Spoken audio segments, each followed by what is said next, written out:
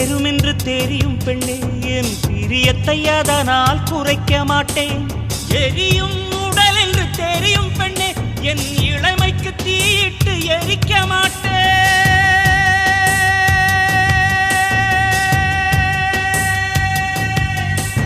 மேகங்கள் என்னை தொட்டு போனதுண்டு, சில மின்னல்கள் என்னை உரசி போனதுண்டு.